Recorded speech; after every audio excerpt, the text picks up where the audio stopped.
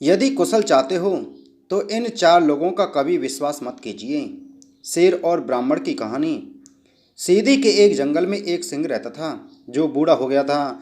एक दिन वह तालाब में स्नान करके हाथ में कुसा लेकर मार्ग में खड़ा हो गया। उसी रास्ते से एक ब्राह्मण जा रहा था। ब्राह्मण को रोकते हुए सिंह बोला, अरे भाई, जरा ठहरो। मेरे पास एक सोने का कंगन है। यह मेरे किसी काम का नहीं है। इसे तुम ले जाओ। सोने का कंगन देखकर पथिक ब्राह्मण सोचने लगा कि ऐसे अवसर तो भाग्य से आते हैं, परंतु इसमें जीवन मरण का भी संदेह है। इसलिए मुझे किसी भी लालच में नहीं पड़ना चाहिए। कहते हैं जो स्वभाव से अपना शत्रु हो, ऐसे व्यक्ति से कोई अच्छी वस्तु भी मिले तो उसका अच्छा परिणाम नहीं होता है। जैसे जिस अमृत मिला हुआ है वह अमृत भी विष बनकर इंसान की मृत्यु का कारण बन जाता है। परंतु यह भी बात सच है कि मनुष्य बिना दुविधा में पड़े लाभ भी नहीं कमा सकता है।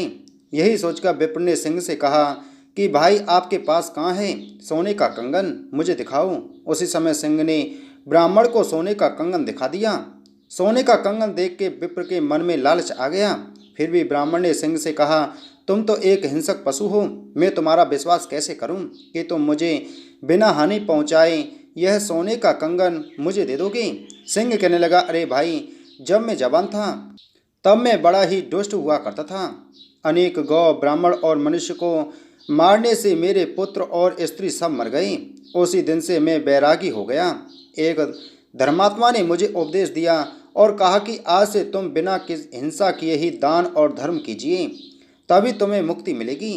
उन्हीं के कहने से मैं आज तक दान धर्म कर रहा हूँ। मेरे नाखून और डांट टूट चुके हैं। मेरे ऊपर तुम विश्वास कर सकते हो।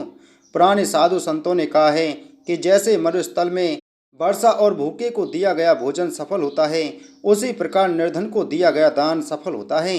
तुम बहुत निर्धन हो, इसलिए यह सोने का कंगन मैं तुम्हें दान कर रहा हूँ, क्योंकि रोगी को ही औषधि लाभदायक होती है।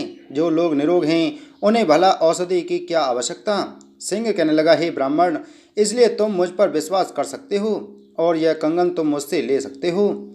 जाओ, जाकर पहले तालाब में स्नान कर लो, उसके बाद कंगन ले लो। अब तो निर्धन ब्राह्मण ने सिंह पर विश्वास करके तालाब में स्नान करने के लिए घुस गया। जैसे ही वह तालाब में घुसा तो तालाब में कीचड़ होने के कारण ब्राह्मण दलदल में फंस गया। अब तो बहुत जोर करने पर भी वो कीचड़ से नहीं निकला। ब्राह्मण को कीचड़ में फंसा देखकर सिंह ब्राह्मण से कहने लगा, घबराओ नहीं, मैं तुम्हें निकालता हूँ। ब्राह्मण को सिंह की गलत मंशा का पता चल चुका था, पर अब क्या हो सकता था। सिंह ने आगे बढ़कर अपने मुख से ब्राह्मण को पकड़ लिया। ब्राह्मण सोचने लगा, किसी ने सच कहा है, जो लोग ज्ञानी होकर भी अपने ज्ञान का उपयोग नहीं करते, उनका ज्ञान उनके लिए बोझ के समान है। इसलिए मैंने अच्छा नहीं किया जो एक हिंसक पशु की बातों में आ गया। कहते हैं इन चार जनों पर कभी सपने में भी विश्वास नहीं करना चाहिए। नदियों का हाथ में शस्त्र लिए, शत्रु का नख और सींग वाले पशुओं का, राजकुल का, जो लोग इन पर विश्वास करते हैं उनके जीवन का कोई भरोसा नहीं रहता। रामायण तो आपने पढ़ी या सुनी होगी। सोने का मृग होना असंभव है, फिर भी भगवान श्री राम सोने की मृग के लोभ में पड़कर वन में चले गए, जबकि उनको पता था कि सोने का मृग नहीं होता है। इसलिए कहते हैं विपत्ति आने पर मनुष्य की बुद्धि नष्ट भ्रष्ट हो जाती है। कीचड़ में फंसे उस ब्राह्मण को सिंह ने निकाल कर खा लिया। सज्जनों, इसलिए इस प्रकार के लालच में ना पड़ें।